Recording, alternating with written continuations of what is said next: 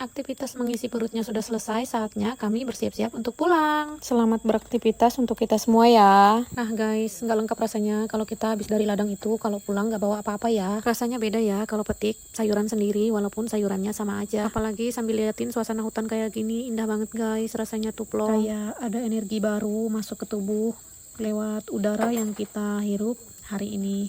Dan punya daya tarik tersendiri. Kita mulai dari panen serai, ada pengalaman baru untuk panen serai guys.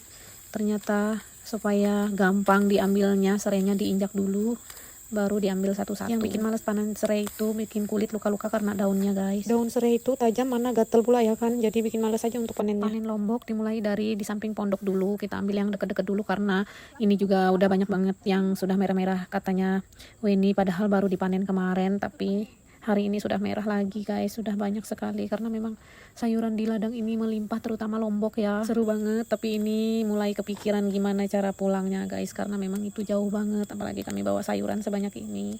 Dan untungnya di pondok ini masih ada tangguy guys. Tangguy itu yang kami pakai sekarang ini guys, yang kayak topi tapi lebar. Itu biasanya dipakai orang kampungku di sini untuk panen padi, panen sayuran supaya nggak panas guys. Rasanya tuh pengen dipanen semua tapi bingung cara bawanya gimana. Karena untuk mencapai ke pondok yang pertama tadi aja jauh banget, harus turun dulu dari pondok ini ke sungai tadi, terus menanjak lagi, terus turun lagi, terus menanjak lagi sedikit guys. Itulah kira-kira rutenya kami, dan itu berkilo-kilo nggak sedikit. Dan yeay, ini panen kesukaan aku, panen Juna, atau orang-orang biasa nyebutnya ini kucai guys. Kucai itu kalau ditanam di tempat yang kayak ladang yang udah lama kayak gitu, biasanya buahnya atau bonggolnya itu besar-besar, tapi kalau kita tanam di kampung atau di pinggir rumah itu kerdil kecil banget guys. Udah coba nanam sedikit di kebun, itu kecil-kecil sekali, bahkan sama sekali kayak nggak ada buahnya guys. Ini cuacanya panas banget, matahari lagi di atas kepala, tapi tetap happy. Kami sibuk panen-panen. Habis ini kami mau panen ke tempat lain lagi guys, mikir mau panen apa lagi ya. Di situ ada